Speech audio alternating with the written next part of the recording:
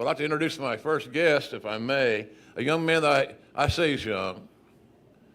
You saw him wrestle last night, you'd say the same thing. He wrestles just like he was 20-something again. He's an amazing athlete. And he really was a guy that was a forerunner to so many guys that are not 6'3" and 250 becoming stars. Not just being on the card and doing a great match before the main event or somewhere in the middle of the card to give the crowd a little life with a bunch of acrobatics and high spots. He got over. And sooner than later, he's working a main event at WrestleMania. I just have so much respect for him. We'll talk about those stories and how we got together, and he came to WWE, which I was very proud. I was very lucky. I was so good. I was in a good spot, right place, right time to get a lot of guys spots and give them a chance. And that's, quite frankly, in our life, all you should ever want from anybody is a chance. You're not gifted a damn thing. And don't be a stereotypical millennial. Because us old guys don't owe you shit. So you can tell I get a little carried away sometimes. I'm not even drinking. It might be a problem. Does anybody have an extra Moscow Mule on them anywhere? Let's bring up this man's a Hall of Famer in so many places he will be. He's still got a great future. He's a big-time player. Big-time player. He's a brand maker. And he's my friend, Rey Mysterio.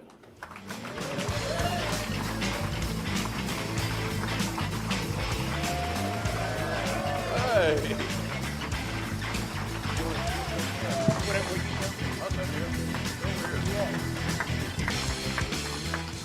All right. How you guys doing? What's up? What have you been doing lately? Man, I've been trying to eat healthy and staying in the gym and working out and spending time with my family. You know, the good stuff. The good Yes. stuff, yeah. Yes. There's a few questions that everybody's going to want to know, and you don't have to answer them. That's the beautiful part. Right. I can look like a turd and ask them, and you ain't got to answer them. This, so much speculation about the WWE side and going back and maybe finishing up there. That's what I read. Right. You and I have not had one talk about this. Nothing. No, we haven't. So, what is the lowdown on that you can discuss? Of course, we started off with anonymous call in January, coming back for the Rumble, which was a big surprise to a lot of the fans because every time I do signings, they like, man, Ray, I did not expect to see you there. So I guess that worked out very well, and that just started the whole conversation about possibly making a return. We're still in the mix of that. We've been going back and forth, talking about possibly returning this month and this month. So the longer it extends, the more I keep getting work outside. That's my bread and butter. That's what I do for a living. So I'm just waiting for them to say now. When they say now, if the time is right, then let's go. Yeah, well, it's your legacy. So much of your legacy, not all of it, because there's parts of you everywhere. When you start wrestling for money at 14 years old or where the hell you were. Yeah, 14. Right? Yeah, I still have my first paycheck. It was 150 pesos, and it says 1989. Wow. How were you? A lot of you guys weren't even born. Well, I could top that. Not the pesos. I still get that figured out, but the 89, that was a good year, by the way. But so much of your persona, from the marketing side, the merchandising side, and the fact that you outgrew, and I'm using this term, you guys are getting it, I'm sure, you outgrew your role that you were brought in to do. You were brought in to be an attraction and to build a brand for the Latinos to idolize. We needed a Santo. We needed another Mill. You know what I mean? Right. And we all believed that was, Vince and I believed that was going to be your shot. Right. But then this great thing that you overachieved and became a hero and a drawing card to every demographic. Little kids, big kids, ethnic groups of all colors. So you got to feel proud of the fact that you crossed over and you're not just a Latin star you're a star. Thank you, George. And you know what? You're absolutely right. I think we, as much as WWE, as myself, or even WCW, because that's where I really got my first big opportunity. We didn't know what was going to be ahead. We didn't know what the reaction from the fans was going to be. Was I going to capture little kids, teenagers, adults, older people? You know, so along the way, as I was just given the opportunity to wrestle, to perform on a big platform, I just did what I love to do. Never was concerned about the money, never was concerned about who I was wrestling. I just wanted opportunities. And I think that's what most of us want. I just heard you a while ago that everybody should get a shot. Yep. You know, and I got that shot and I took advantage of it and I ran with it. And look at all this that came out. You sure did. You ran with it well. I every time I see Ray and we get a chance to talk to each other, it's not that many times a year because schedules and he's geography. He lives in San Diego and I live in Oklahoma and you can't get there from here. But we talk about oftentimes and laugh about the fact that when I was in charge of the talent roster at WWE at the time, and Ray he was under contract to the soon-to-be defunct WCW. But Time Warner owed him a bunch of money. And he got paid every week. And he got several months left on that deal. We had a big show. Was it at the Staples Center? Staples Center, I remember. Yeah. Yes. So I remember the room. I remember Ray coming back in our little makeshift office I had for talent relations at all these venues. Because you know, when you're head of talent relations, you have to have an office because big, tough wrestlers don't want anybody seeing them cry. Because they've always got a dilemma. A dilemma. It's a dilemmaless business. And then when the women came in to the locker room, and they weren't just Moolah's girls. No disrespect to Moolah, for God's sakes. I know Moolah longer than anybody in this room, I promise you. But, you know, the complexity kept changing, and insecurities kept coming about. So they'd bring Ray back, and I don't remember who it was, and we sat down and started talking. And our decision collectively was, you know what you ought to do? You ought to stay home, heal, spend time with your lovely wife and your growing son, who's now 6'2" or something, and his daughter, and then where the month was, I said, we'll hire you that then. And we did. It was something like January, that. then I believe March or April, that's when we came by to the signing. Now, I never told you this, JR, but I thought that was your way of blowing me off and pushing me away. Because you told me to collect the money from WCW, and at the time I was collecting the money and I didn't have to work for it. I had already put in my work. So you just said, step back, wait. When the time was right, we'll sit down and talk. And that exactly happened. Exactly what you said. So, again, you can complete the story because after that, we just came up with my first signing with WWE. Yeah, it was a blessing for the WWE and us to get you on the team. We talked just a second or two about your health. Anytime someone works your style, it's going to be especially grueling. It's obvious why, because you're voluntarily leaving your feet on multiple occasions, on multiple nights during the year. And the odds of that you coming through unscathed, unbruised, unsore is minute. So, and your style has always been creative and athletic, and you throw yourself around, and now you're not the 20-something-year-old kid no more. So what are you doing differently in your training to extend your shelf life? I think the most important part of my life change is my diet. I changed my diet. I changed what I eat. I take care of what I eat. My supplementation is also a huge factor in how my body feels. I'm taking the right things to feel strong, solid, joint-wise, tendon-wise. I'm doing a lot of cryo chamber. I'm doing PRP.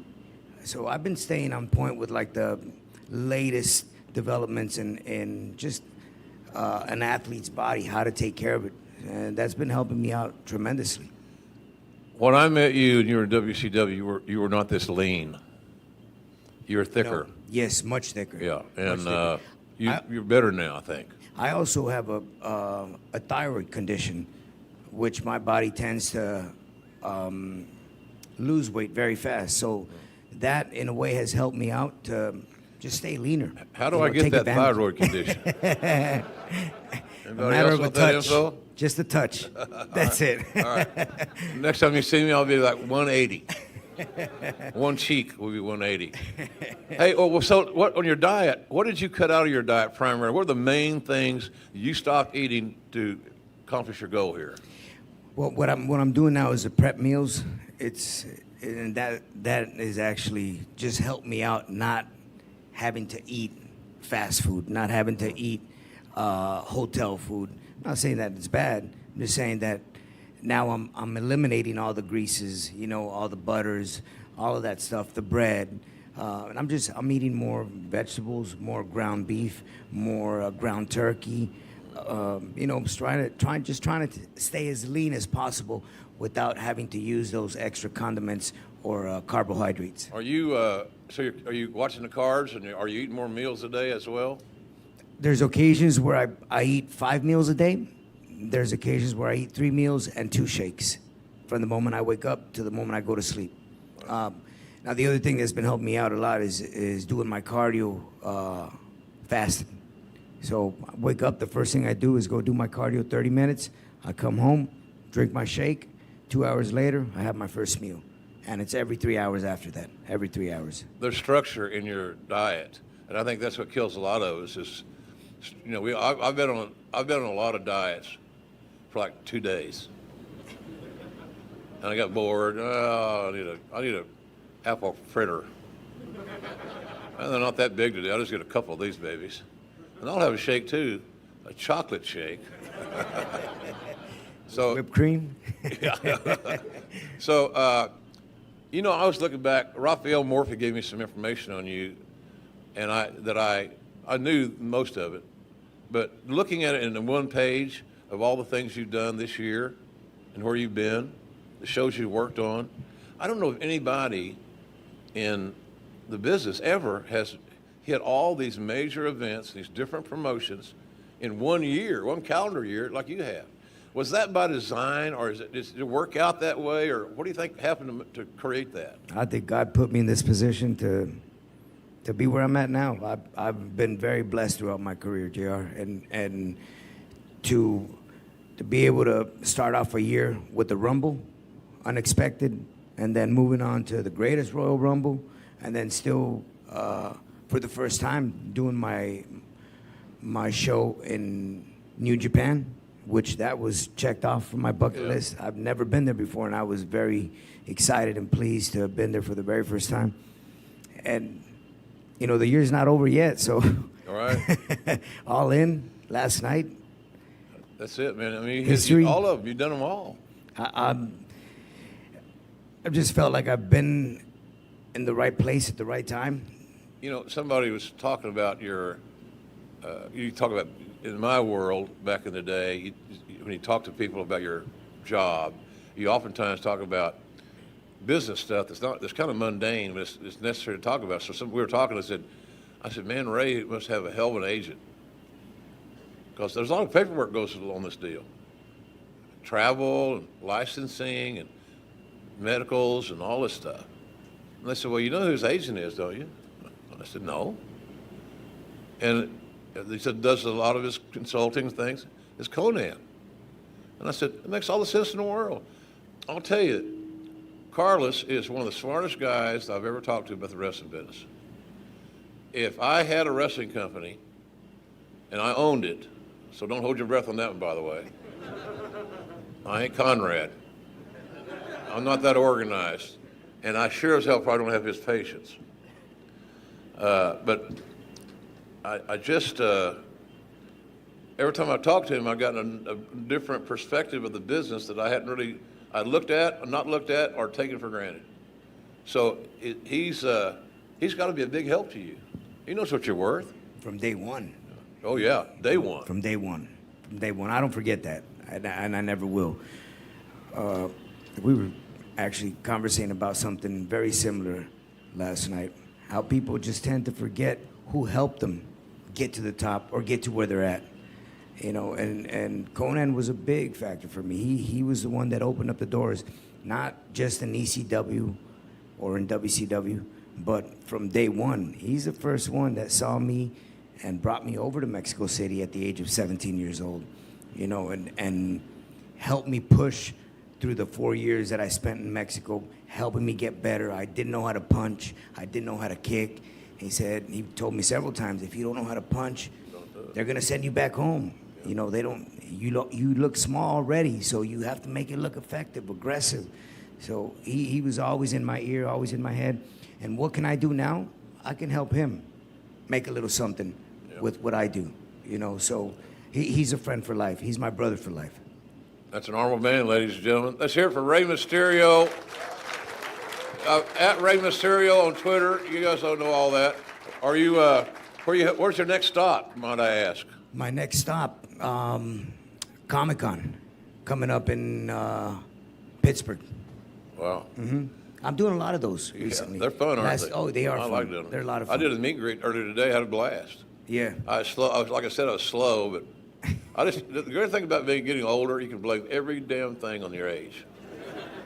You bump into a woman in the elevator, hit her boob. Oh, sorry, No, I didn't. You have a conversation with yourself. Hey, this old man's crazy. Let's get out of this damn elevator. Well, I enjoy the Comic Cons too. I enjoy this guy. His work has always been wonderful. His work last night was great.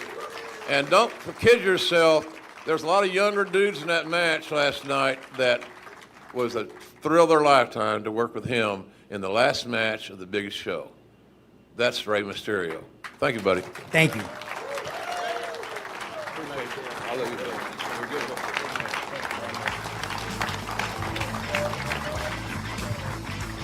All right, the show will roll on.